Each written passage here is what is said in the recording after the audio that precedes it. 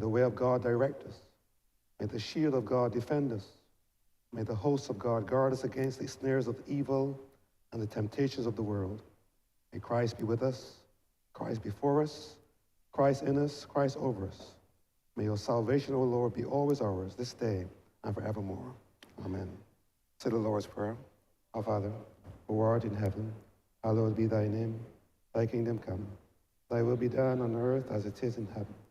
Give us this day our daily bread, and forgive us our trespasses, as we forgive those that trespass against us. And lead us not into temptation, but deliver us from evil. For thine is the kingdom, the power, and the glory, forever and ever. Amen.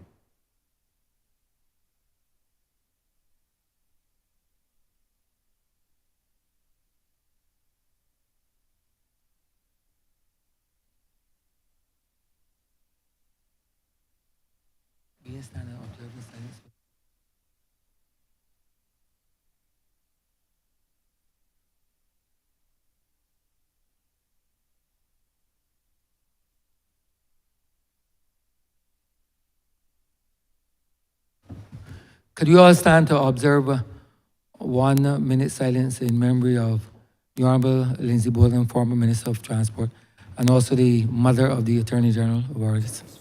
He was speaking too.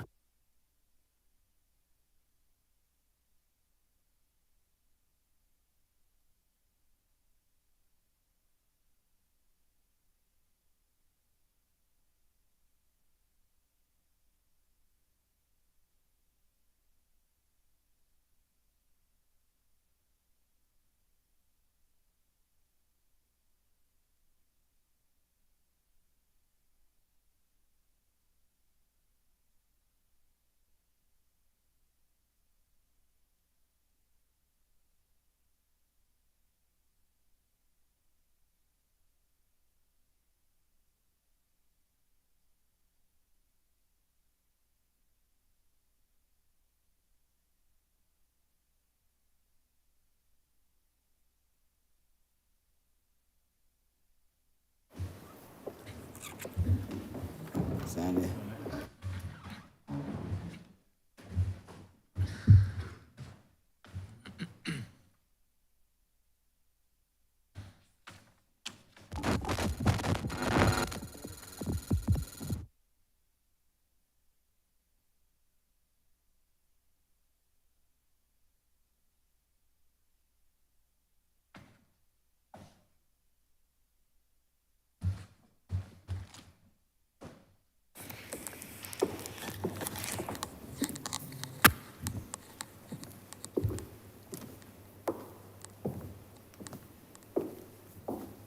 This House is in session. Minutes for the meeting held on Tuesday, 5th of November 2024 to be deferred. Honourable Leader of Government Business. Thank you, Mr. Speaker. I beg to move that the aforesaid minutes be deferred. Beatty, second that. Question that the aforementioned minutes be deferred. All those honourable members in favour, please say aye. Those against, please say no. Me think the ayes have it. The aforementioned minutes are hereby deferred. Thank you, Jeff. Again, the boss using the mic forgot the answer. The Reverend. Speaking. I am receipt of a message from the Honourable the Senate to the Honourable the House of Assembly. The Honourable the Senate has the honour to inform the Honourable the House of Assembly that at its sitting on Friday, 8th November 2024, the Merchant Shipping Bill 2024 was amended in the following terms. Clause 57, the word BPI was deleted and the words central bank substituted therefore. Clause 64(1), the words shall mean were deleted and the words shall maintain substituted therefore. And the Honourable Senate transmit the amended bill to the Honourable House of Assembly inviting concurrence in the amendments to the bill. Signed, President, dated the 8th day of November 2024. Messages from Her Excellency the President, petitions, papers, government notices. Honourable Leader of Government Business. Mr. Speaker, I beg to give notice of a resolution that the Honourable the House of Assembly concur in the amendments made by the Honourable the Senate to the Merchant Shipping Bill 2024.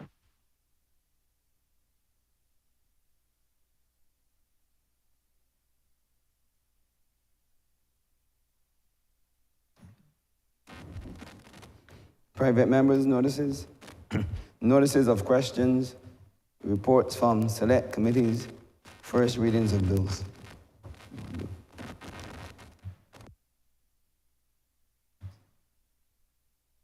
Honourable Leader of Government Business. Thank you, Mr. Speaker. I beg to move the withdrawal of order number 12 on the order paper, the Maritime and Underwater Heritage Bill 2024, dated the 7th of November, and to replace it with the Maritime and Underwater Heritage Bill 2024, dated the 11th of November 2024. Beg the second motion. Question that order 12 be withdrawn and substituted therefore. All those honourable members in favour, please say aye. Those against, please say no. Me think the ayes have it.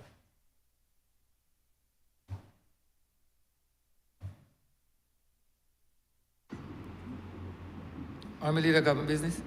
Mr. Speaker, I beg to move the first reading of the Business Barbados Bill 2024 and also the first reading of the Maritime and Underwater Heritage Bill 2024. Beg the second, sir. Question that the aforementioned bills be read a first time. All those honourable members in favour, please say aye. Those against, please say no. Me think the ayes have it.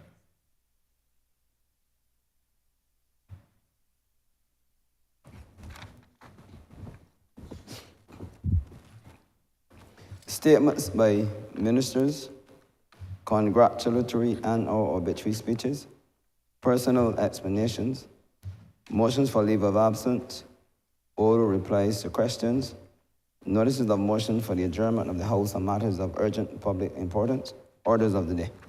Honourable Leader of Government Business. Mr. Speaker, I beg to move the suspension of Standing Orders 6, 16, 18, 20, 42, subsection 5, 43, and 44 for the remainder of the day's sitting. Beg the second. The question is that the aforementioned standing orders be suspended for the remainder of the day's sitting. All those honourable members in favour, please say aye. Those against, please say no. Me think the ayes have it.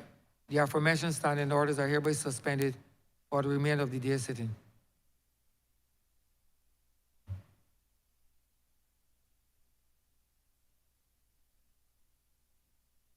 Government business, sir. Government business is the order of the day. You got a resolution, did you?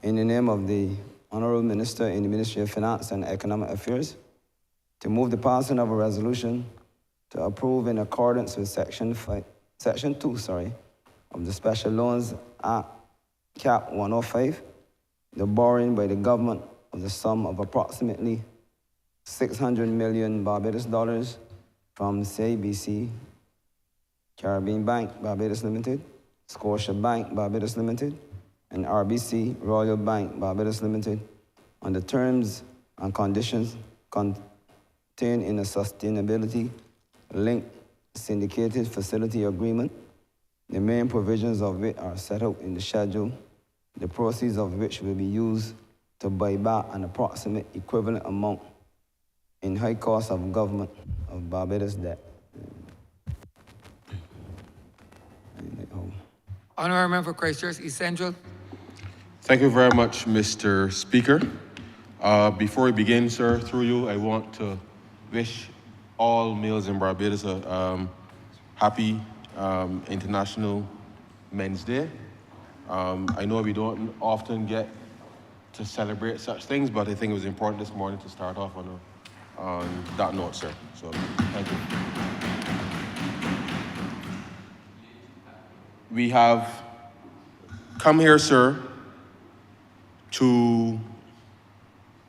and I'm mindful of the short description that the clerk read in his introduction to this bill, because a lot has been said, sir, about the level of debt that this country has, and I want to assure the country through you, sir, as we have been reporting since coming to office, that the debt restructuring that we undertook in 2018, sir, was as a result of the fiscal indiscipline that was practiced by the Democratic Labour Party administration prior to us taking office, sir.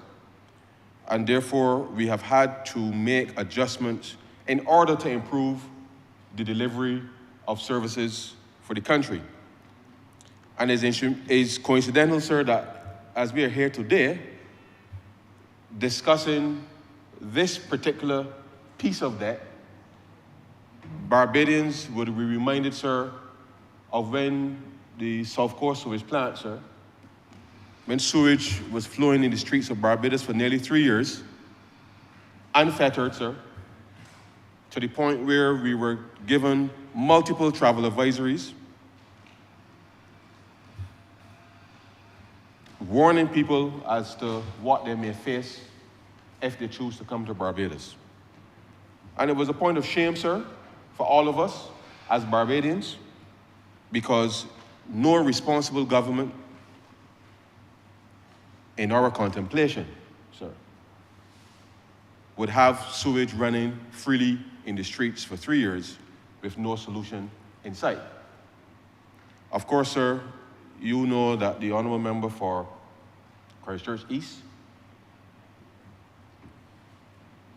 led a very robust response, sir, by this government, having identified it as mission critical, that we would ensure there was a temporary fix whilst we sought a long-term solution to be able to resolve the matters as it related to the South Coast sewage plant. And let it not be said that it was not only the South Coast sewage plant, sir, that was impacted, but we all remember, sir, the large pumpkins that were growing at Bridgetown, which just spoke to the lack of care and attention that the last government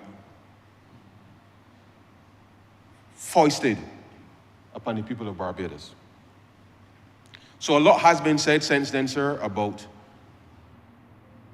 the level of debt and what we had to do and those concerns. And legitimately so, from the perspective that if you only look at the number as opposed to the quality of public goods and public services and what Barbadians have been able to see as a result of the interventions of this government, I think any reasonable Barbadian will attest that a number of the range of services have been able to have been improved. Nothing is perfect, but a lot of the services have been improved, sir. And the extent to which we are now seeing I use the term return to normality, not to convey that we are going back to the so-called good old days, but to reinforce in Barbadians' minds that when we speak of transformation and wanting to see improvements, it means that you must do things differently, sir. You would recall, sir, there were many a year when Barbadians would be glued to their television sets or radios coming to this place to hear what the Minister of Finance will conjure by way of new taxation, sir. That has not been the lived reality of Barbadians under this government.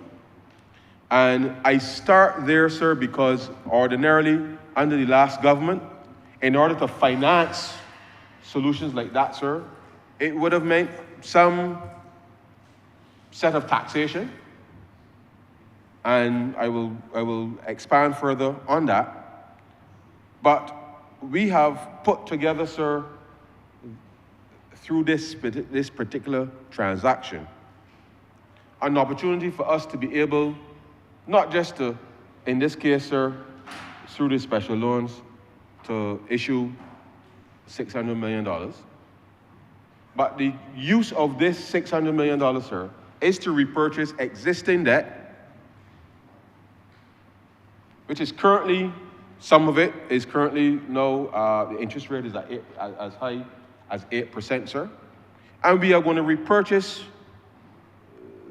some of that debt in order to reissue at a lower level in order to be able to finance, sir, the upgrade of the South Coast sewage plant. Now, why is this important, sir? Because I think Barbadians will have heard on more than one occasion, we speak to the fact that there has been, because of the debt situation that we were faced with, we had to restructure in order to create fiscal space, sir, meaning resources to purchase garbage trucks, resources to purchase buses, sir, resources to be able to expand the capacity of the Queen Elizabeth Hospital, resources, sir, to be able to address a myriad of issues, resources to fix roads and a whole range of other things that Barbadians were crying out for. And therefore, we have had to find ways to be able to deliver on government's overall mandate, sir, under very constrained circumstances. Of course, we had COVID and a range of other things in the middle there as well, sir. But I believe we've been able to find ways to create the space to do some of the very critical things that we have identified as part of the mission critical agenda. The fact that it's taken as long as this, sir, in relation to finding this particular intervention is regretted, but I believe that the long-term sustainability of our efforts and what we are trying to do to build climate resilience and to be able to be responsible, not just as a country, but certainly as a people, to be responsible, I think is important to appreciate. You would recall, sir, that 2 years ago, we came to this place and we did a debt for nature swap. And let me remind the country through, sir, that when we did that debt for nature swap, that debt for nature swap, all over the place now you see the marine spatial planning work taking place. They're all over Barbados, engaging Barbadians, sir. The Barbados Environmental Sustainability Fund was set up. The Marine Spatial Planning Unit has been set up, working alongside the Coastal Zone Management Unit, sir, all over Barbados, engaging Barbadians around what we will do in relation to the marine environment and to be able to plan out sustainable use of that particular Barbadian asset, the ocean. Now, of course, sir, as you know full well, when we came to office, the sewage was flowing on the streets, but also flowing into the marine space, sir. It was also flowing into the Graham Hall swamp, sir. And I know that the honourable member who is the MP for that area is more than familiar with the impact that it had on the residents of that constituency, as well as the other surrounding areas, but more broadly, sir, the country. And therefore, the impact that it had on the natural environment, sir, the natural environment was significant. And whilst I know as Barbadians, as people, we would tend to focus a lot more perhaps on the economics and the health and and that side of things, there was a significant marine as well as environmental impact of really, sir, what could only be described as a dereliction of duty by a government that allowed this thing to happen for 3 years without any resolution in sight, sir. And I raised that because as we did the debt swap 2 years ago to focus on how do we preserve and enhance our environmental sustainability efforts, the fact that we had a sewage plant discharging effluent, sir, all across Barbados, in the beaches, sir. If you recall, sir, even some of the members of that government went swimming in it, which was, I think, a point of shame, personal shame. But they sought to view it as some type of political stunt. But the reality is, sir, is that there was a significant environmental impact in relation to that. What we are seeking to do with this specific intervention, sir, is consistent with government's policy of treating to the environment in the same way that we would treat to the economic, sir, to the public health issues, to the social development issues, sir, because as a small state, stability is really our only asset, and stability has many facets, sir. But whatever we do onshore impacts the offshore environment, sir, and therefore we must not separate the two. And therefore, this particular resolution today is just a step to demonstrate that our policy has been coherent, sir, from day one. From day one. And rather than now having the continued discharge of effluent into the marine space, we will be upgrading the South Coast sewage plant, which to tertiary, sir. As you are well aware, sir, the Bridgetown sewage plant is also being upgraded to tertiary level, sir. And this is part of how Barbados' long-term trajectory, sir, and quite frankly, sir, our climate resilience, given that we have been exposed to, I mean, in recent days, one might not believe it, with the volume of rain that has been falling, but as you know, sir, as soon as we turn the year, the ground will start to open up, dry, sir, as it does in January, February, and March, because the drought conditions have been getting harsher and harsher. We've been getting more intense rains, causing localized flooding, and a lot of that water, because of the force of it, sir, has been running into the ocean.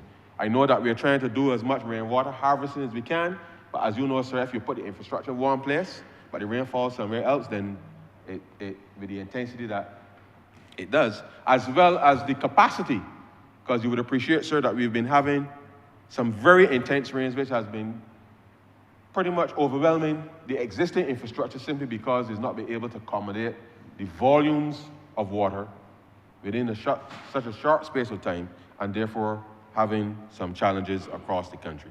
And this is part of the climate change impact, and we're trying our best, sir, to make sure that Barbados is not exposed over the long term. So we're here today, sir, to deal with the financing of this. But I'm saying to Barbadians, sir, that in the same way that the previous debt swap allowed us to be able to use existing debt service, and we are putting monies every 6 months, sir, into the Environmental Sustainability Fund, which is allowing the Marine Spatial Plan and the other stakeholders to be able to use those interest payments to deal with the marine work and milestones that we agreed to under that specific transaction. What we recognize here, sir, is that in order for us to be able to get a new plant that will serve the long-term interests of Barbados, sir, it meant that we had to work with the Inter-American Development Bank as we did with the previous debt swap. We also worked with the European Investment Bank, sir, on the guarantee side, again, as well as we work with the Green Climate Fund, sir. And these local banks, as the intermediaries, sir, to be able to execute this particular transaction here today. But of course, sir, we cannot wait 15 or 20 years, sir, to upgrade a plant, because the plant needs financing to be able to be upgraded. And therefore, we have entered into an arrangement, sir, where the savings from this particular transaction that we will see over the course of the 20 years, these savings will approximate to roughly about 150 million US dollars, sir. And therefore, if you accept, sir, over that period of time, we borrow the money up front, sir, to build the plant and the related infrastructure and use the savings to pay off the capital loan that we are going to incur from IDB as well as the GCF in part. Then, in fact, sir, we would not have increased the debt at all, but the debt service, the total debt service, sir, would mean that we've been able to redeploy. If we do nothing, if we did not do this transaction today, sir, the debt is going to be paid, sir, and it will continue to be paid. And if we wanted to build a plant, sir, it would mean we have to go separately and borrow money specifically to do that, simply because we don't have a pool of money readily available to build the plant, which would increase debt. So this specific arrangement, sir, allows us to do a couple of things. We buy back the debt at a cheaper interest rate, 3.25. I'll go through the details a little bit later on the term sheet of the transaction itself that we're here to discuss. But I'm saying to Barbadians that as we are doing this buyback at a cheaper interest rate, we will at the same time, sir, in order to construct the plant, sir, in order to construct the plant and the other infrastructure which is related to mains replacement for moving water for agricultural purposes, as well as some PV facilities as well to be able to do that, we will be issuing in terms of borrowing from IDB as well as GCF, the upfront capital costs to actually build the plant, sir. And the savings will finance the repayment of that loan. So that when you look at the overall debt structure for the country, at the end of all of this transaction, sir, the country would not have incurred any new debt.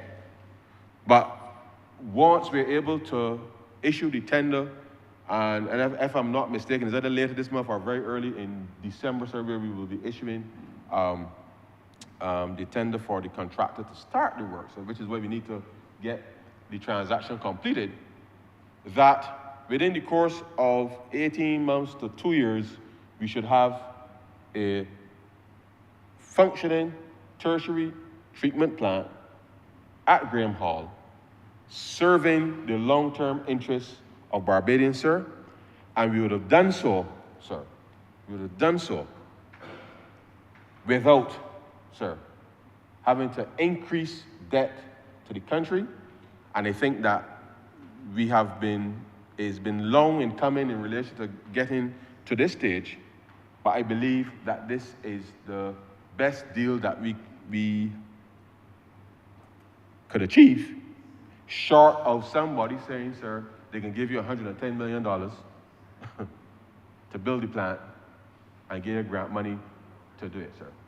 And therefore, this particular transaction is significant because as we have been meeting our target, sir, and as Barbadians have been seeing that the government has been responding to the things that humbugging them, sir, and notwithstanding the fact that a lot of what we have been experiencing is driven in a large part by what has been happening outside of Barbados, sir, the government has been focused on ensuring that the structural matters that Barbadians have collectively been not just complaining, but agitating for solutions, that we have been focused on delivering those things. Now, sir, we have had to work, as I said, in this case, and with 3 banks. CIBC, First Caribbean, but I think they just rebranded. When we started the process, it was First Caribbean. They rebranded to CIBC sometime in the last year, I believe, sir. But anyhow, everybody knows it was either CIBC or First Caribbean.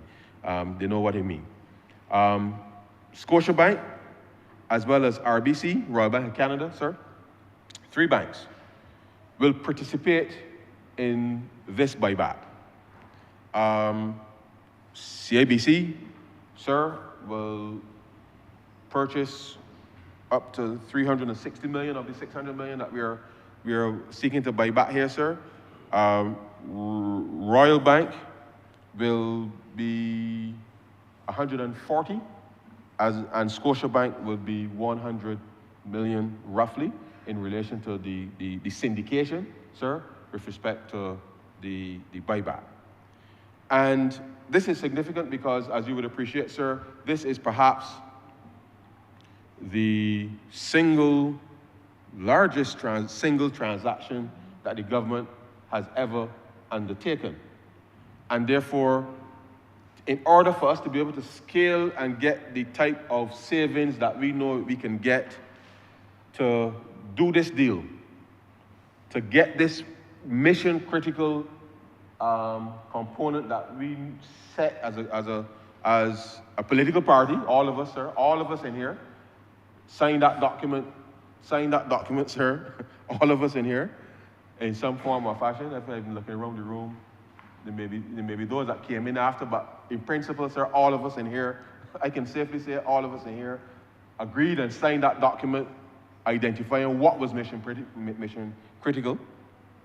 And therefore, this really is a critical step in bringing a solution to a problem that was humbugging Barbadians unresolved for 3 full years.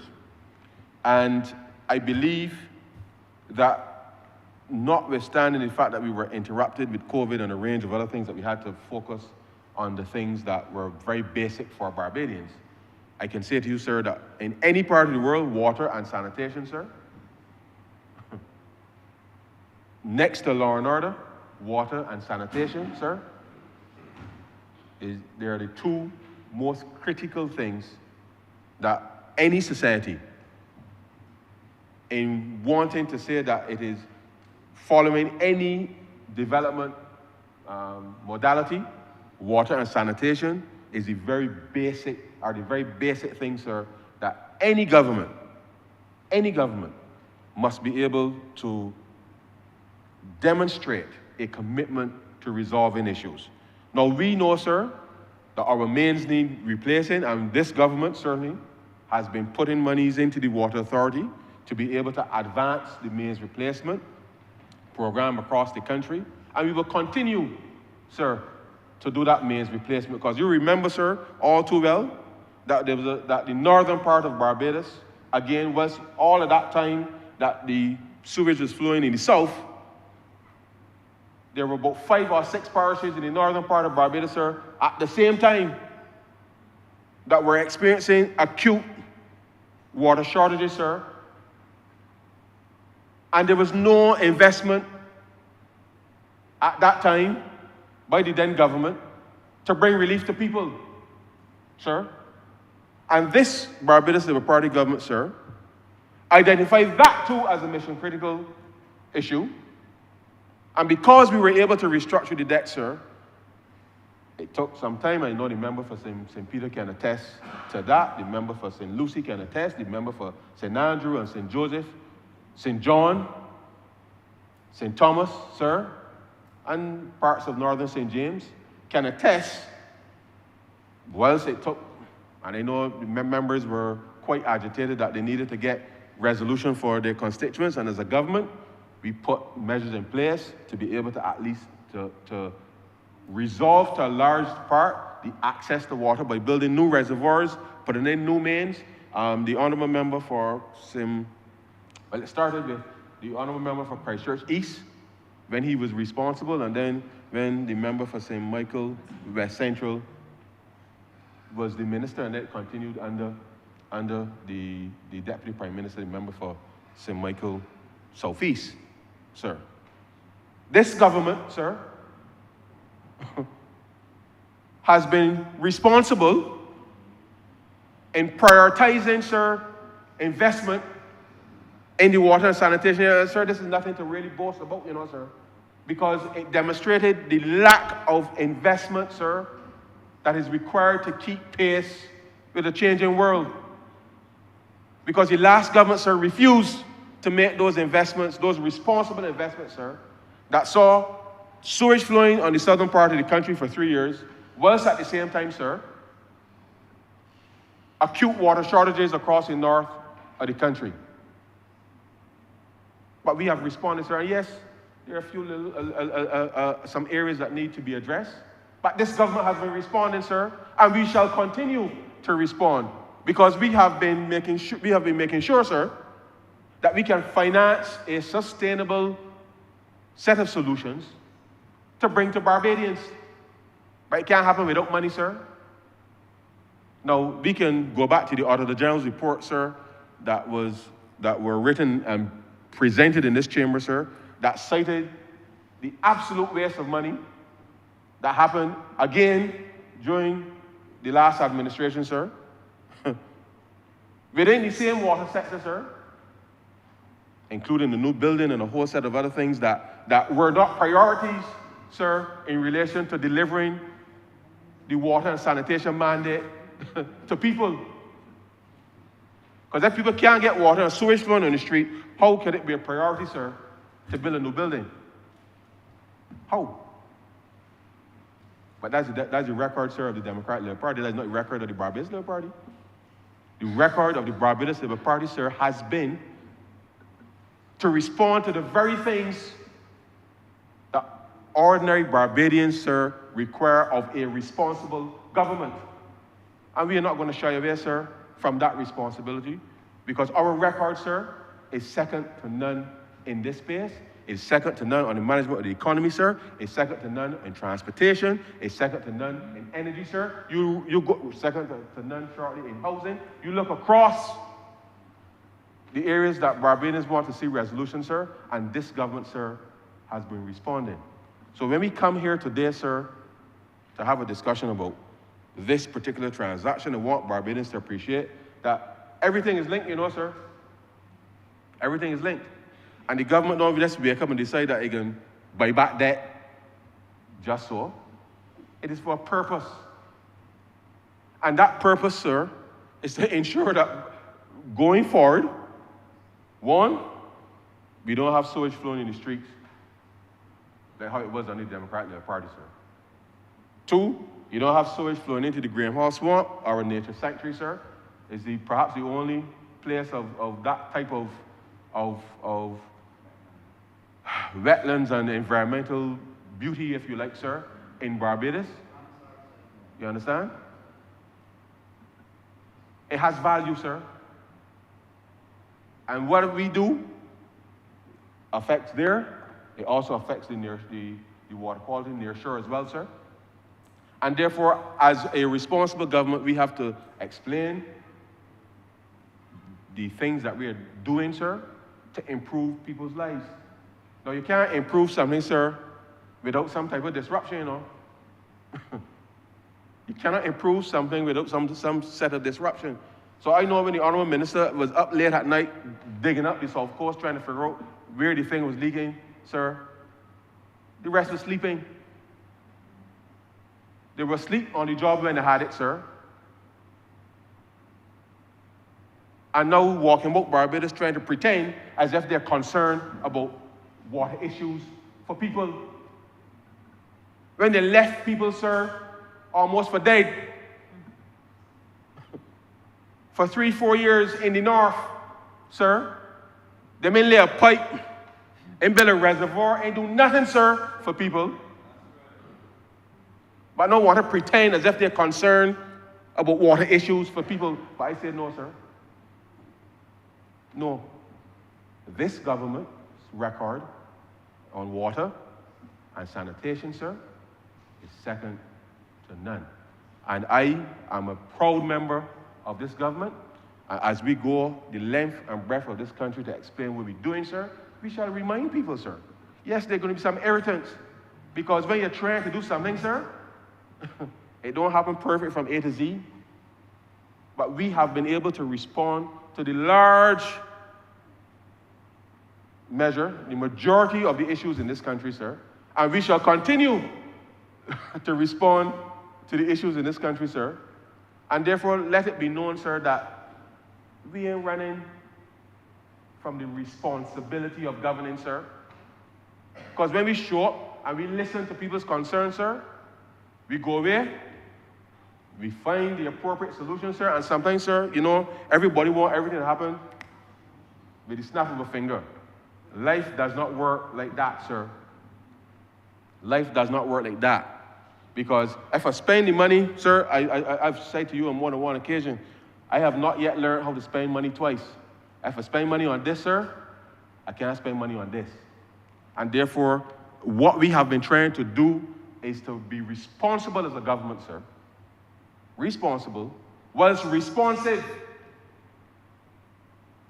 to the issues that continue to confront this country and the region and the world for that matter, sir. Because Barbados is not alone in this fight. And as a Christchurch MP, sir, we have seen, whilst we've been able to resolve matters in the north, as mains are being replaced and the pressure is being, so it's almost like a perfect storm. As you know, sir, the mains were put down probably over 100 and something years ago. You understand? When there was an empire. And Barbados ain't got no empire, sir. Then we don't got no indentured servants to come in and say, lay that pipe there. Because you know, my good friend is the member for St. George North, and said, no way. And rightfully so. And rightfully so. We can't just go and take up people's things and bring and say we can lay a pipe in Barbados or whatever it is, so just so. We don't have that luxury. And therefore, we have been putting money on budget to replace mains right across the country. But in recent times, we have seen within the Christchurch and Phillip area, as we've been replacing mains, sir, the outages coming. We've been encouraging people, sir, to get the water tanks in order to allow us to do a much accelerated implementation of the mains replacement. Because at the end of the day, sir, if Barbadians respond to, because you could do one or two things, sir. You can get a tank from the Water Authority and pay for it over 2 years on your water bill, sir. Or, as the government has done this year, sir, we have waived, and let me remind the public through you, sir, that we have waived the VAT on the tanks, the water pumps, and all of those things to make sure that the installation is much more affordable. But we ain't just waiving it because we want to waive it, sir, and say that we waive it, sir. We want to be able to ensure that we have community by community, the adoption of these mechanisms, because when the disruption happens, sir, you don't even notice because you got your water tank there. But two, it allows us then to be more aggressive, sir, with the mains replacement across Barbados. If we can say, only by example, sir, if we tell the Kingston Endurance and that area that Water Authority coming in and pulling out the main this weekend, everybody got a water tank, sir. It means that Water Authority can work, sir, to replace them by Monday morning. They know that whatever section that they've done, they have done. These are the kinds of things that will allow Beijing, sir, to see a better experience, and we are working to coordinate and to achieve that. But it can only happen, sir, effectively, because at the end of the day, Water Authority only got some tanks, water tanks, sir. And if the water tanks in Kingston, they can be in Endurance, they can be in Regency Park, they can be in Calendars, they can be in Enterprise, sir. It's a logistics issue. And so as we have been resolving the issue, some of these issues, members, if they drive up to the Henry Ford roundabout, they will see some lovely blue pipe there where that going up to the ball section of the highway.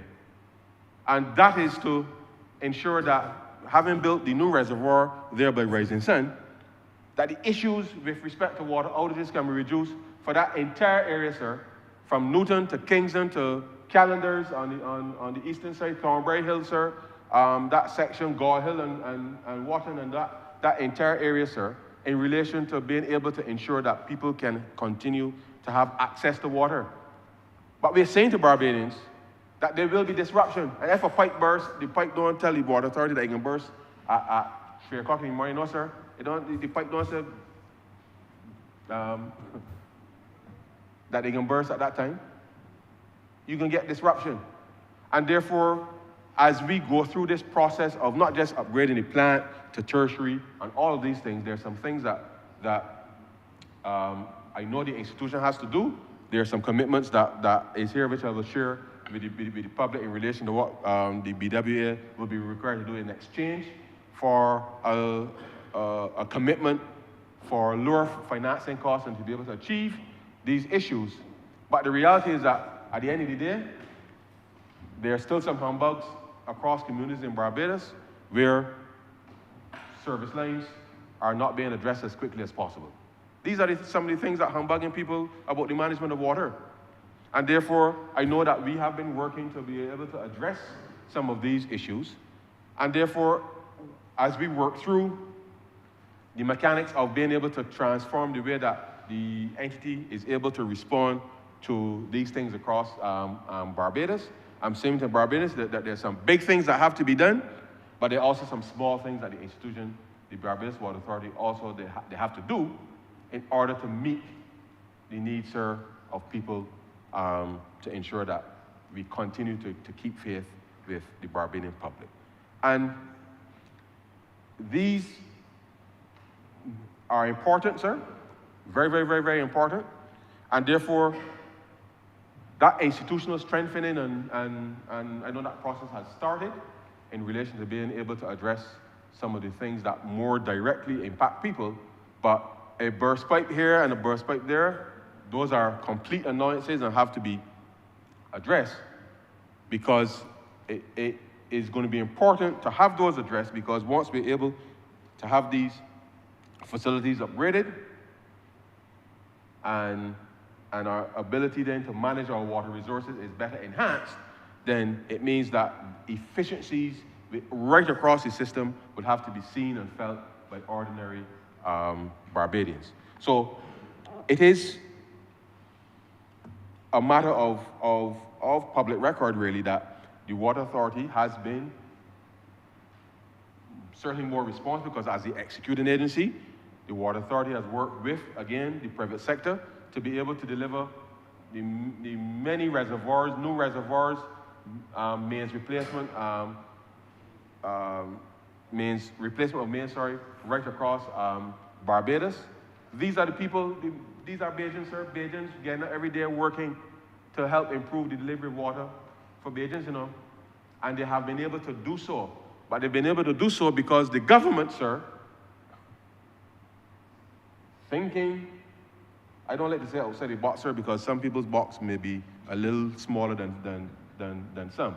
And therefore, to the extent that we have been focused on finding creative solutions such that, whether it's the Water Authority or any of the other state agencies, can effectively deliver on their mandate, sir, this government, through its prudent fiscal management, have been able to allocate resources to allow these institutions to be able to live up, in part, sir, to the mandate. And I know that the history is still there for some people, but I think that deep down, sir, most Bajans, if they're in their reflective moments, will say that yes, whilst things are not perfect, and I don't know that there was ever a time that things were perfect, but the reality is this government, on the substance, sir, on the substance, have been able to respond, sir, to almost every challenge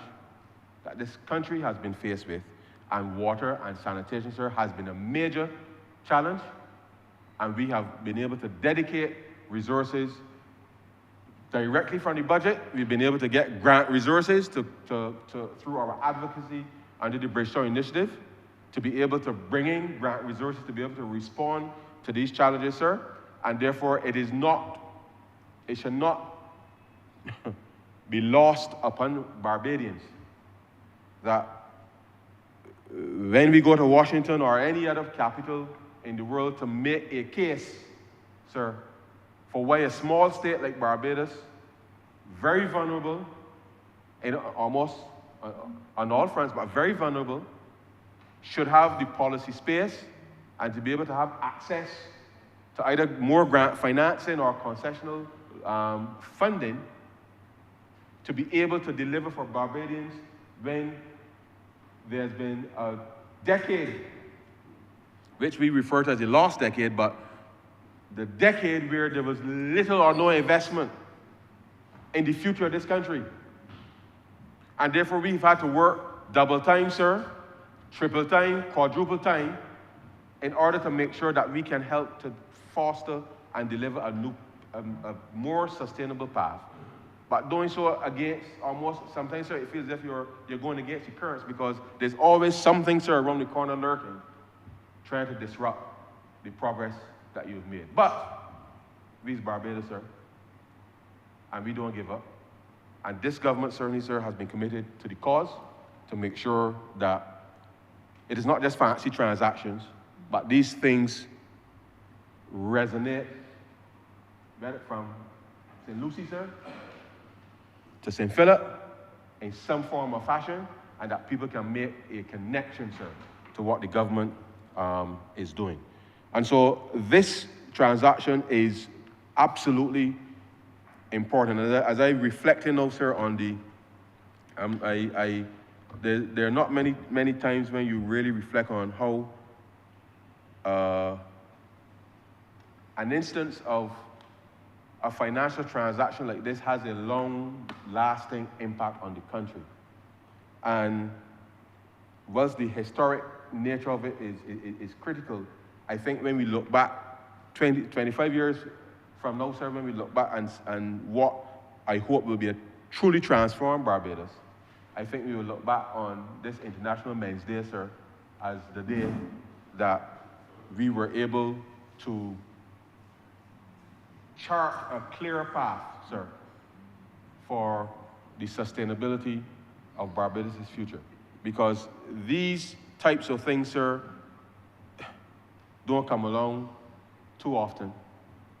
And therefore, I must say that this is truly part of the transformation, but the delivery of that transformation is outlined in terms of what I said earlier in relation to how people on the ground, sir, see an improved Barbados Water Authority, sir, more access and predictable access to water, sir, a kind of resilience that means less inconvenience to them in their daily lives, and therefore it is to ensure that we have, as I said, a more sustainable future. But that now has to be delivered, sir, and will be delivered by Barbadians for Barbadians, based on the work that we've been able to do to be able to bring this particular transaction here. Now, sir, let me just move on quickly, just to cite the terms and conditions for the record of the House, which are in the schedule. And so the facility, as it says, is a fixed rate sustainability-linked loan. The facility arranger is CIBC Caribbean Bank.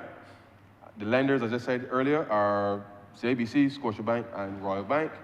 And I gave the breakdown in relation to, so CIBC 360 million, Scotiabank and Royal Bank will be up to 140, and as I indicated, Scotiabank up to 100, and RBC up to 140. And the amount we are buying back is the 600 million. Interest rate, sir, is 3.25%.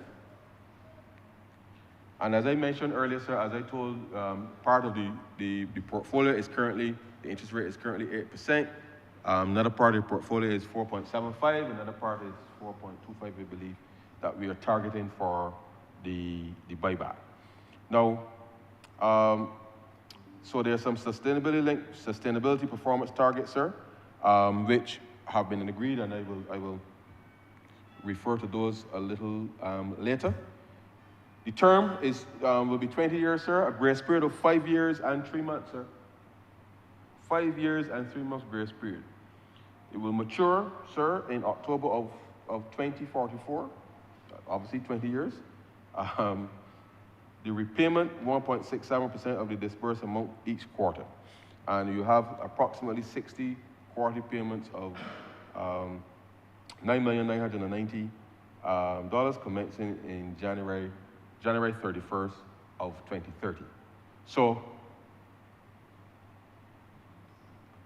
this, just for the benefit of the public, sir, through you, what this effectively means, sir, is that if we did nothing, right now, if we did nothing, that 5 years and 3 months that I just referred to, the government of Barbados would have to pay on the existing debt, which is already at a higher interest rate, but have to continue paying the debt service. With this grace period, it means that we have some space, if you like, before we have to start repaying these creditors the loan. Now, typically, we have had, in the past, not a lot of, well, when we restructured the debt, the grace period that we had in our restructured debt was 4 years. We're now seeing 5 years and 3 months in relation to this. Now, one can interpret this one or two ways, yeah? But I prefer to look at it as the fact that we've been able to demonstrate the responsibility of government. We've been able to meet our targets under the fund program and other supported by the IDB and CAF and others in relation to what we've been doing. And therefore, people see the confidence as being demonstrated now with the upgrade, sir, as being able to say, look, we are confident in the fiscal management of the government, and therefore we can online and be able to have a grace period which is outside, a little outside of what was the norm in relation to what happened with the restructured debt. So we have some space, if you like, sir, with respect to being able to deal with this. But as I said, space only insofar as the fact that the repayments for this particular facility will start in 5 years, in January of 2030.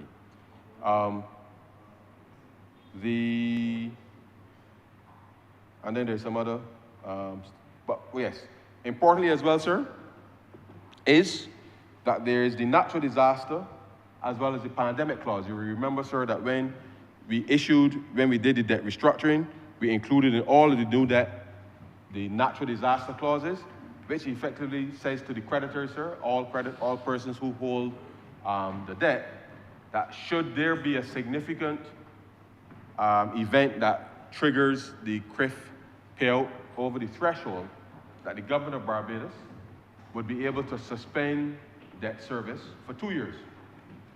Okay? For 2 years, we will capitalize the interest, put it at the back end, and allow the government to be able to help accelerate and fast-track the recovery efforts, which will be critical, sir. Will be critical in relation to a circumstance where the country may require significant resources to respond, and therefore the natural disaster clause is embedded in there. The pandemic clause as well, which came about because, of course, the COVID-19 pandemic is equally there, because when we did the debt restructuring in 2018, the concept of a pandemic at that time was not on anybody's mind, but clearly we saw during COVID that the impact on the economy meant that people still had to make decisions about how to respond to the crisis. So both clauses are here, which is consistent with what we did with the first debt swap, and therefore these are important features which gives, as I said, sir, the creditors certainty that if something happened from a natural disaster or a pandemic, that there's an ordered process for how the debt service will be paid, rather than holding a piece of paper and not trying to figure out, sir, whether the government or the Ministry of Finance actually has the capacity to be able to pay. So the 2 years debt pause with respect to the natural disaster and pandemic clauses are embedded in this particular agreement in order to ensure that we have that space. Let me just very quickly, sir, very quickly turn to a few of the commitments that, as part of what we are doing here, that the BWA would have to, well, it's a BWA, but it's really government, but predominantly will have an impact on the BWA in relation to what we have to commit to. But so remember I said, sir, that the total savings is approximately 150 million, roughly US dollars. The cost of the plant, the laying of the pipes, the PV facility, and all of that should come to roughly 110 million. We're having some contingency for 10, so roughly 100, so 110 million US, at most 120. So we've agreed that once the plan is completed and we know exactly where we will land, where those extra savings between the 110, so up to 40, if we accept that 110 is the cost for everything, up to 40 million in additional savings that the Water Authority will be able to use that money for. And some of the eligible resilience, and I'll just read, sir, for your benefit. The obviously investment under the South Coast Water Reclamation Project, including pipelines for immigration of groundwater recharge areas, the groundwater recharge facilities, installation of solar panels and associated battery energy storage, environmental monitoring and management programs at Graham Hall wetlands, which will be pre-financed through an investment loan facility, non-revenue water interventions, which means, sir, fixing leaking pipes. That's the fancy thing for non-revenue water, such as restructuring and rehabilitating the water network, improving pressure management, leak detection, network repair, equipment and asset management, system purchases, satellite data, and a whole list of things. Improvements in the wastewater infrastructure, sir, such as additional sewage connections, institutional strengthening activities such as training, capacity building, and consultancies around the topics there, as well as better financial management within the Water Authority itself, managing this climate disaster risk financing in relation to what happens to the utility when something happens, and being able to have, in a sense, in the same way that government has the disaster risk financing strategy and policy, to ensure that the utility equally has a similar type of arrangement that allows it to be able to map the associated risk and at least have some mechanism for intervention separate and apart from what government may have to provide for it to do. But very quickly to some of the resilience, sir, commitments. Establishment of a water resilience steering committee. Because as you know, sir, we've been talking about Barbados being the 15th most water scarce country in the world for as long as I know myself, sir. And therefore, this is intended to make sure that the investments that we make, that we started to make, but just to make sure there's a coordinated approach around that we have a water resilience steering committee. Commitment to improving wastewater infrastructure, sir. So basically the development of a water and sanitation master plan, sir, because clearly under the last administration, they had no plan. They didn't even recognize that it was a problem because of how they treated people across the country from the north to the south. And therefore, the idea here is to have a master plan that will look over a 30-year horizon, Mr. Speaker, a 30-year horizon for being able to address certainly what is happening now, but given all of the data that we're collecting to make sure then that we have a proper plan. So issues relating to physical planning development, and as you know, with more houses mean more water connections and all of that type of thing, sir. Population projections, drinking water supply, sewage, socio-economic, environmental assessment. These are things that are embedded in there. Sludge management strategy, sir, and a roadmap for its implementation. and therefore you have to be able to manage that as part of the process. They have to develop an investment plan to improve wastewater infrastructure.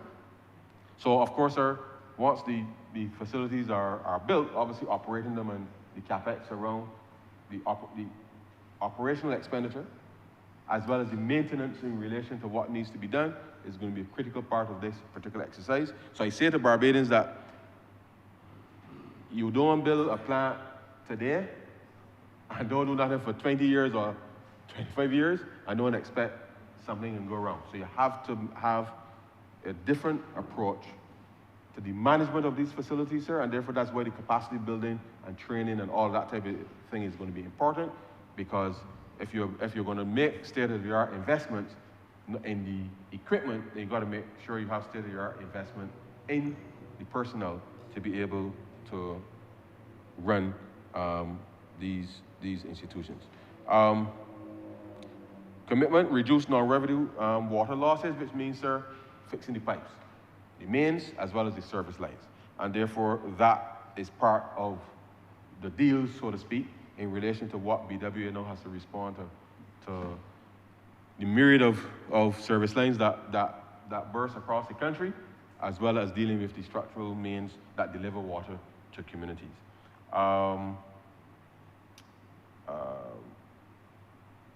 There's a milestone that speaks to the performance target defined based on APRA ratings, sir. I'm not going to get into those technical things, but that is what the language says here. Evaluation of the implementation of improvement actions identified from the performance evaluation, as well as environmental and social management planning as part of the upgrade for the soft course. Groundwater quality monitoring and management systems, you have to be formally. This is not to say that they don't have it. This is just to make sure that every element in relation to these things now have to be properly documented, and the SOPs, the standard operating procedures, all those things are in place. As it relates to the reuse in relation to agriculture, establishing the commitment for farmers, and then there's a risk management plan to be developed as part of the commitments in relation to BWA. And then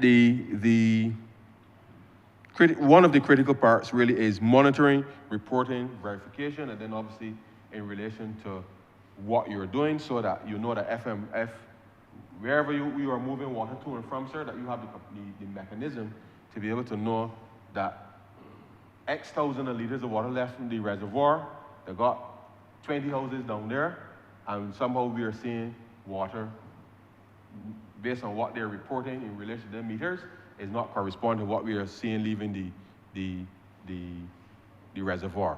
So either it means that something burst or somebody keeping the water, sir, somewhere in there to do something else. And therefore, these are the things that as part of monitoring and evaluation, as we have observed, that you have sometimes illegal connections and all these types of things, which when you measure, you realize that it ain't the pipe leaking, is that there are illegal connections to there, which is costing all of us, and therefore you have to be able to manage these types of things. So all of this, sir, will deliver change in some form or fashion, but ultimately it is to improve access to water and sanitation facilities across the countries for Barbadians, which I wholeheartedly support in relation to being able to address some of these issues. I want to just clarify something, sir, that was reported because it's critical to understand. It was reported in the press, so I just want to make sure that there is absolutely clarity in relation to what will take place. So in the press on, I think it was on Sunday or Monday, it was reported that persons holding Series B and D bonds will be repaid in full. And I think that information as reported was not accurate. Now, also in the press all last week and this week, the Treasury, along with the Central Bank, put out a notice in relation to invitations to persons holding Series B and Series D to participate in what is called a reverse auction, sir, in relation to the selling of their bonds as part of this transaction.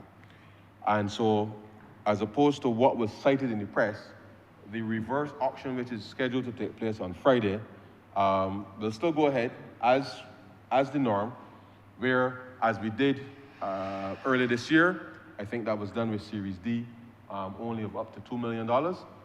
Persons participated in that, and therefore that reverse auction, the invitation stands in relation to interested parties, as we agreed, to be able to participate in that reverse auction. Now, the reverse auction, sir, right now, and I really should have checked what it was trading at before he came this morning. Right now, if you are holding a Series B bond, you can, and you want to sell it, you can do it on the stock exchange, sir, trading in the secondary market. However, this gives an opportunity, whatever the price is on the stock market, this gives an opportunity, if you're a holder of that bond, you wanted to dispense of that, participation in the auction allows you then to be able to bid a much higher price than what is currently being traded in the market. But of course, this is a one-time transaction in order to make sure that we can get this thing done. The Series E, which is held by the NIS, would be bought at par, but the reverse auction is being done in relation to Series B and D, and not being paid at par as was reported in the press. Now, Mr. Speaker, this is really just an effort by the government, sir, to responsibly put the financing in place for an intervention that humbugged this country, as I said, for 3 years, sir. But when you look at the totality of the way that water and sanitation was treated by the last administration, sir, I think it is absolutely scandalous. This government, sir, from day one, I see the honourable member for St. Michael East, he would remember those days when there was a subcommittee of cabinet, of which he was part of that subcommittee, that met certainly not just every week, but almost daily at the very beginning of our administration, to ensure that absolute focus was brought to resolving the sewage flowing on the streets of Barbados for the better part of 3 years. And the fact that we were able, because at that time, nothing was done. And people almost started to believe that nothing could be done. But we came to office and we ensured that we found a solution, though temporary, to bring relief to Bajans, so people could feel some hope that somebody paying attention to the concerns that they have. And once we were doing that, Mr. Speaker, as I repeat it, we were dealing with the parishes in the north. Parishes in the north, to bring water to them too. So it's taken us 6 years to get here in relation to the financing. Let me say very briefly, sir, that in the beginning, as the subcommittee was meeting on addressing the actual solution for, the temporary solution for the South Coast rupture, we were actively looking for financing at the time to figure out what to do with the plant.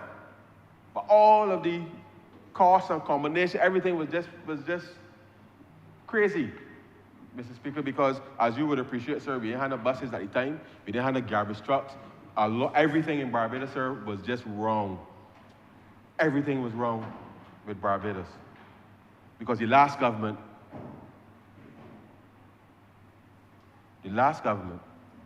chose a different path to ignore the basic needs of Bajans, water and sanitation. Basic needs, as well as a whole range of other things too, but the basic needs of Bajans. So we've had to take our time to bring this solution. I've not addressed it before, but let me address it here now. One of the options that was available to us, as presented at the time, there was a CDB approach, or if you like, discussion, loan, but not a loan, but discussions, because we were talking with everybody about how to finance the upgrade of this plant. This government, sir, never agreed with the CDB nor anybody else about the financing of any loan for the South Coast treatment plant. So when people getting up there asking about what happened to this and the next, the third, because when you're having discussions, people start to prepare documents with the expectation that once cabinet approves and then once parliament approves that thing. So people could prepare. But this government never engaged with respect to the signing of any loan with CDB. No monies were disbursed to anybody in relation to the South Coast plant. And therefore, as I think it was, I don't remember which meeting was at, but this process that we hear today, anytime, sir, we engaging in a loan specific to these matters, it will come here as part of a resolution, as I'm standing in this parliament, sir, today, as a man on International Men's Day, and I hope that when we are man enough to accept that when we wrong, you ain't gonna tell the whole world that you're wrong, just accept that you're wrong, and we will accept that, just don't say no more about it. Just accept that, we will accept that. But we come to this place to tell Bajans, Mr. Speaker, what we're doing on their behalf, in their name. So nobody gonna walk up Barbados trying to make it seem like this government got money and they know what happened to the money. That is not what happens with this government, sir. That's a different government, not this one. That's a different government. And all the Auditor General reports can speak to that when you go back, especially as it relates to the Barbados Water Authority under the last government. So if people are a little confused as to which government it is because somebody crossed, that's a different subject. But this government, sir, this government, we come here and we tell the people what it is we're doing with the money that we're borrowing on their behalf. And therefore, I would hope that those persons who have been seeking to sow mistrust in the public would cease and desist, sir, because this government's record in relation to debt and the transparency around what we are doing with the money, sir, is there for all to see. And I've come here on more than one occasion to say, this is where we're borrowing the money from, who you're getting it from. These are the terms and conditions. This is what we're doing with the money. And at some point, Bajans, sir, does actually see with their own eyes with the money spending. They see it with their own eyes. And so I hope, sir, that as we engage in, I hope, a responsible debate today, that the record is clear as to which government in this country has been upfront with respect to both water and sanitation, from as far as St. Lucie to Christchurch, sir, in relation to the fact that the northern parishes didn't have water for the better part of 3, almost 4 years, and this government prioritized on budget to be able to deliver that. All during COVID, things were in motion, and what we see now are really just the remaining efforts to what has been a total solution. That is not to say that what people are experiencing isn't important, sir, but I'm making this very simple point that this government, sir, has been responsive to the needs of Barbadians when it comes to water and sanitation. And therefore, this transaction here, sir, is a transformational transaction. It would allow us to implement a number of things that I know Barbadians will benefit from, and therefore I encourage Barbadians as the Barbados Water Authority, as well as the other stakeholders, continues to engage on these matters in the same way that the Marine Spatial Plan is doing, sir, with the first deck swap. There's going to be a lot more engagement from government as well as the BWA on a whole range of matters, sir. And I hope that Barbadians will see that the government has been upfront with respect to all of these matters, and therefore hope that we work together, sir, to be able to deliver meaningful solutions in a timely manner that allows Barbados' future, sir, to be more secured. And with those few words, sir, I beg to move that this resolution do not pass. I'm obliged. Honourable Member for Christchurch South. I'm obliged to you, Mr. Speaker.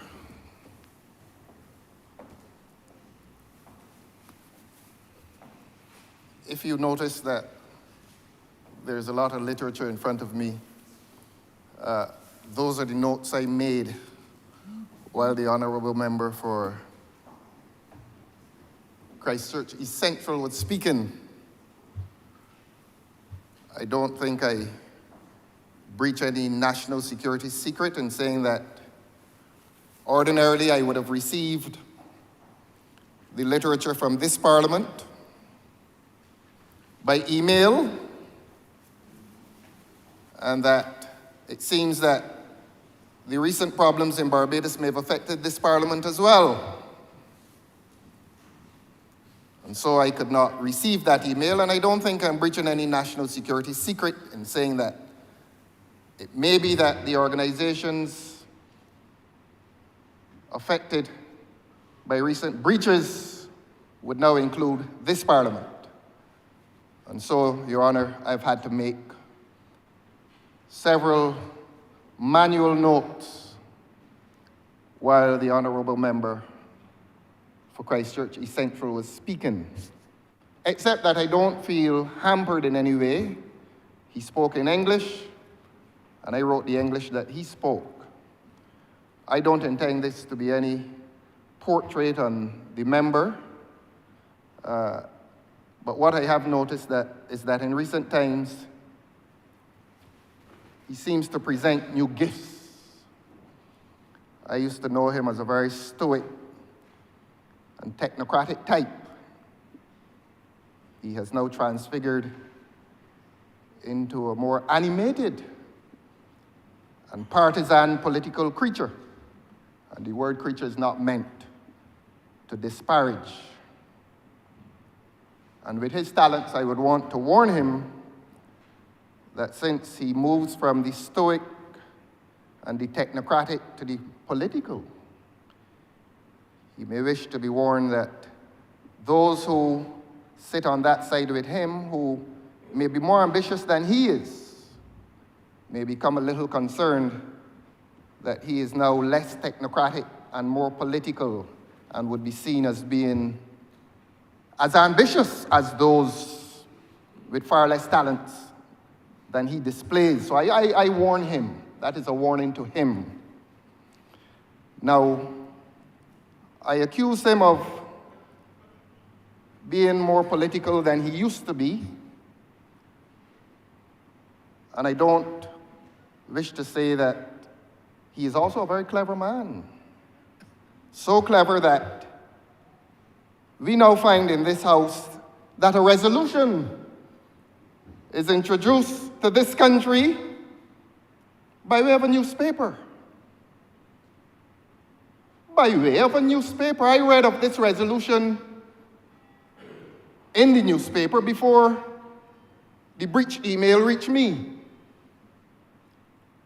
And there he was a few minutes ago, clarifying and correcting an article that appeared in the newspaper, which has to come through this House, a resolution that has to come through this House, except that he must now be considered as being complicit in the publication of an article pertaining to this resolution in a popular newspaper before it comes to this House.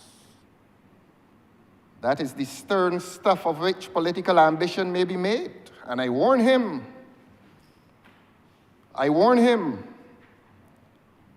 He seems to take joy and great comfort in the fact that he nestles among 29. And that he regrets the departure of one. Worry not, honorable member.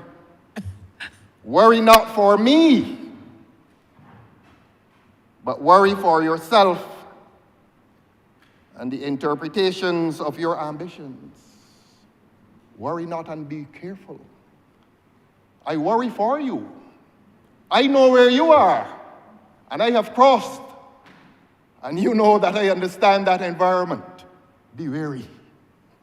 Be wary, honorable member. You are sounding very ambitious. As I said, you were the stoic and technocratic type, but today he presents more as a partisan political creature who is seeking to ascend and bypass those of far less talents but higher elevations according to the nature of things in that place.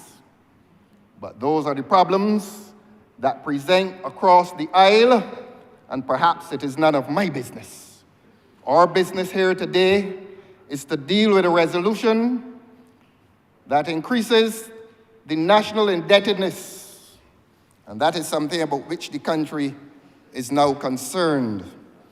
I take the honorable member back to his days of technocracy, and I will ask him a few questions, sir, in your presence. He may take these questions from me as being rhetorical, but I think he owes it to this country.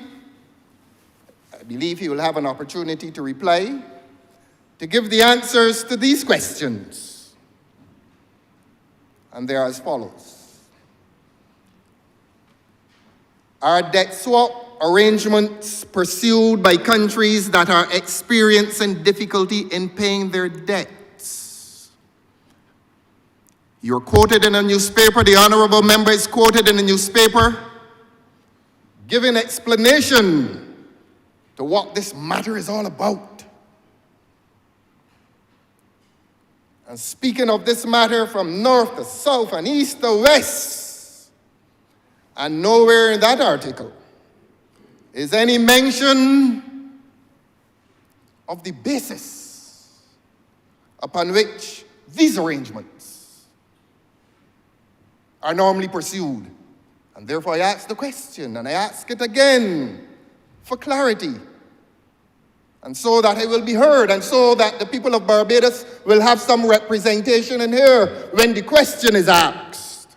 Are debt swap arrangements pursued by countries that are experiencing difficulty in paying their debts? I know the answer. The honorable member for Christchurch East Central is an economist of some standing, and he knows the answer.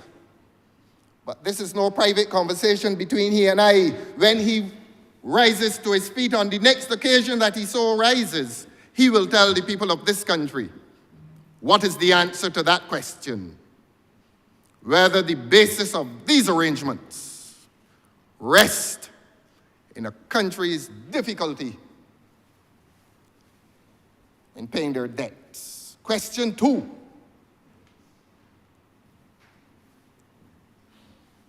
Again, coming from me to him through you, Your Honor.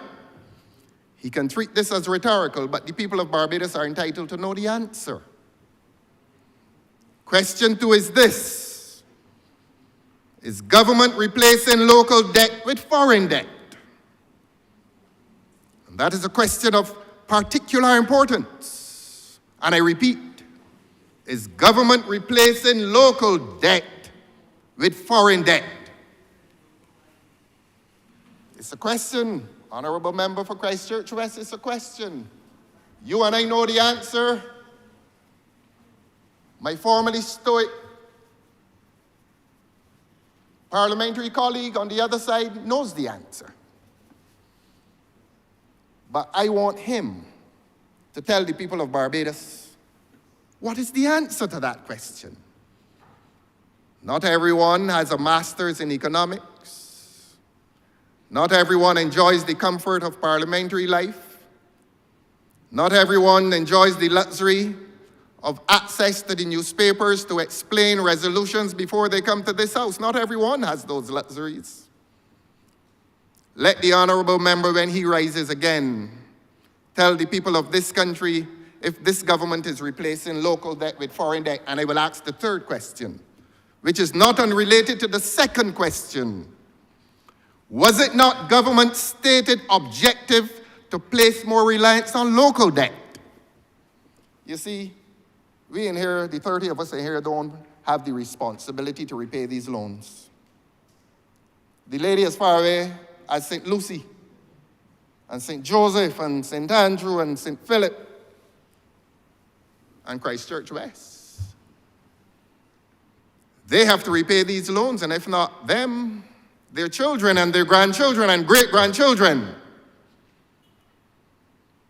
And therefore, John Citizen and Mary Citizen want to know today whether this government has not breached its earlier promise, its earlier objective to place more reliance on local debt as opposed to foreign debt. Now, we know the rationale for that. We know the rationale for that. And hopefully he will find the time away from his animated partisan effusions and discourses to return to his stoic self and his technocratic self and his learned self and his educated self and his certified self and tell Barbadians whether government has reversed that policy objective. Question 4 is a separate question. And question 4 is unrelated to the first 3 questions, but we want an answer all the same. And since he is the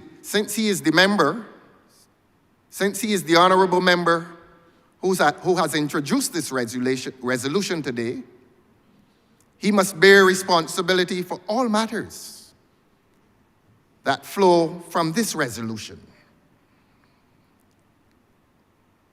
Question 4. Is there an admission that government has been pumping sewage into the sea?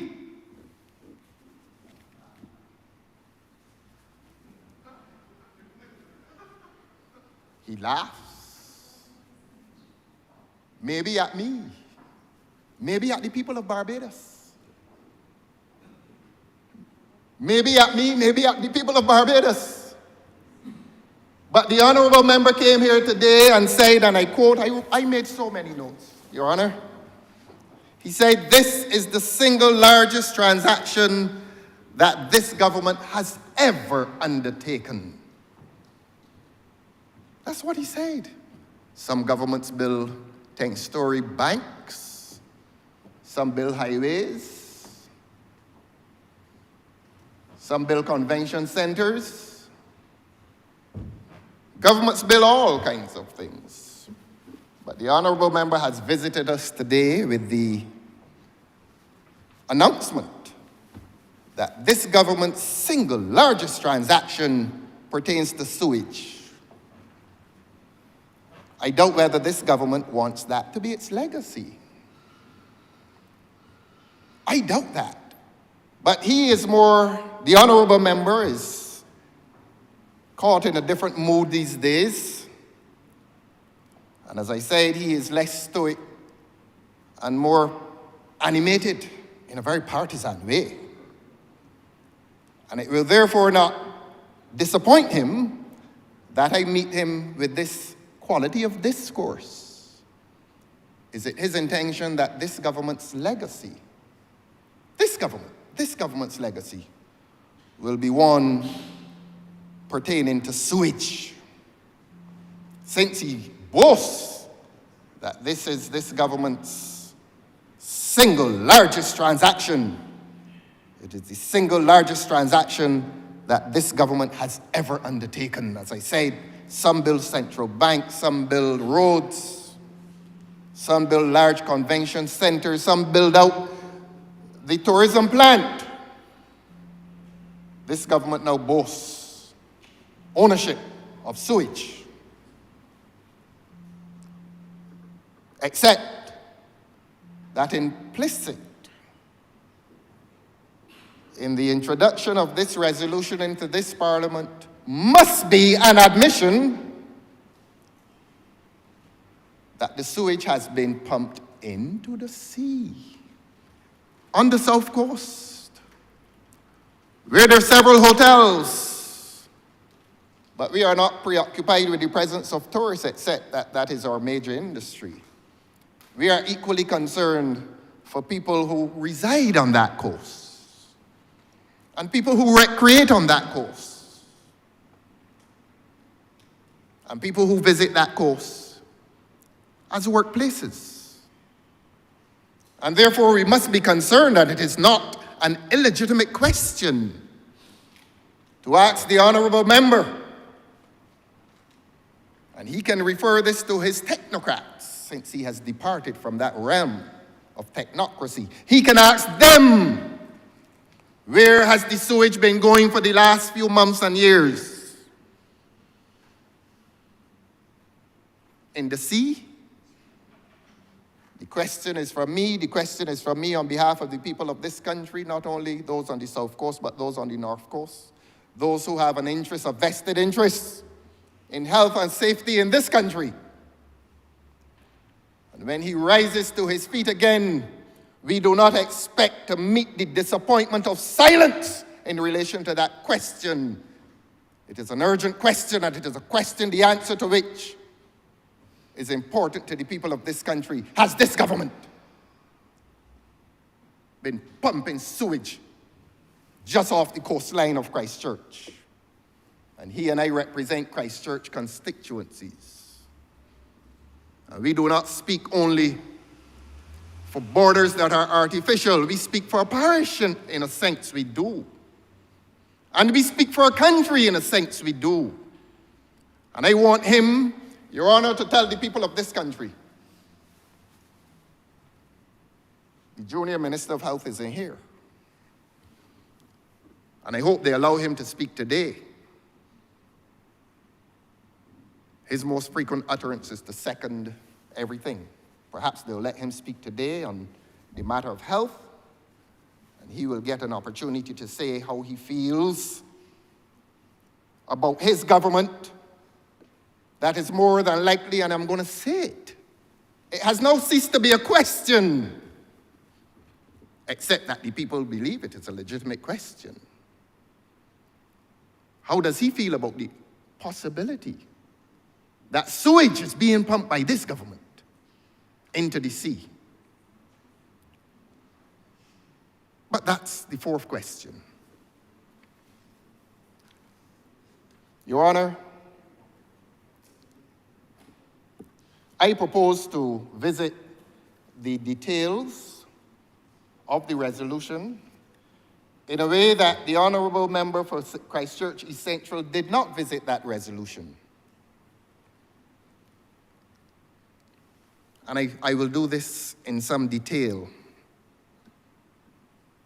Now, the newspaper article which quoted him quite liberally, and he will not mind that I go to that newspaper article in tandem with what he has eloquently presented in here today in a very partisan way. And he himself referred to the newspaper article. He wanted to clarify areas of it. As I said, rather unusual. A rather unusual course of parliamentary events, that you go to the papers and then come here. But that article described this arrangement as groundbreaking. What dramatic language. I did say he has departed from his stoic clothing. He is now the most animated among them. I've warned him, though.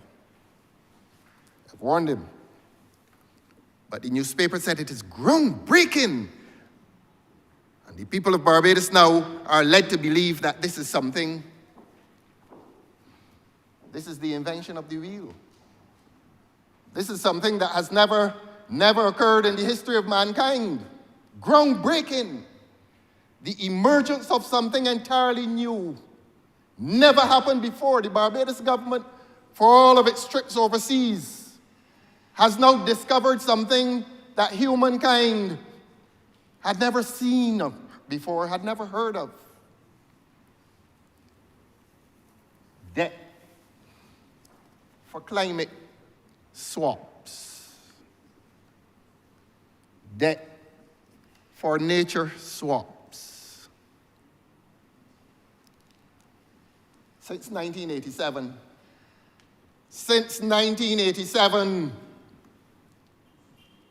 these swap arrangements have been done. But this government is into something called sloganism. All you need to impress people is a slogan. And the slogan becomes the substance. And the substance disappears. It is a kind way of saying propaganda is more important than the truth. And sometimes deception is more important than the truth. And so you come to the people of this country and tell them, oh man, we have discovered something. This government has made a discovery unknown to humankind since 1987, Your Honor. When Bolivia entered into the first agreement of this nature, these things have been done 37 years ago. And you know, that's why I ask the questions, because this government is leading people into the belief that they have discovered something. Nothing has been discovered. This government has not discovered anything. And the people of Barbados need to be told this. I use the word deception. I don't think William Shakespeare is most proud of his play, Much Ado About Nothing.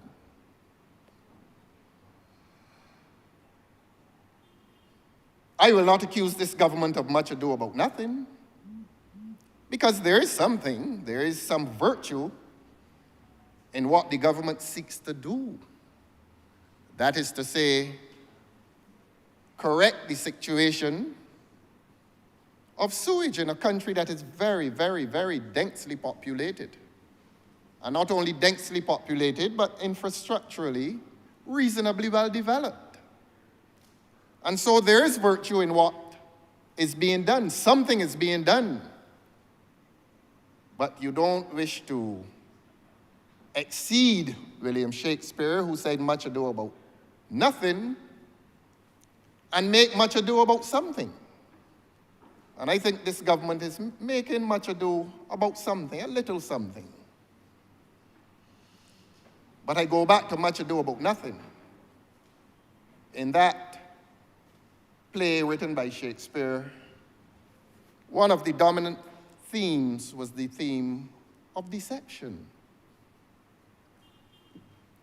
And sometimes you sit and you observe the government and its meanderings across the state,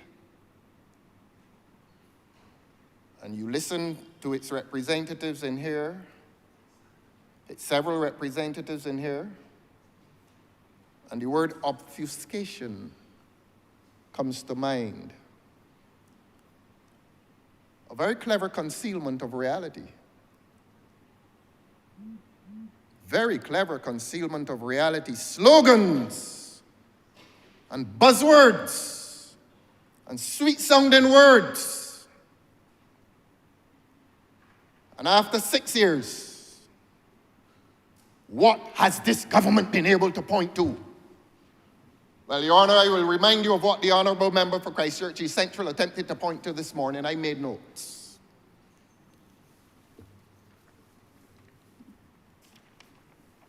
He described, I am going to respond directly to his presentation.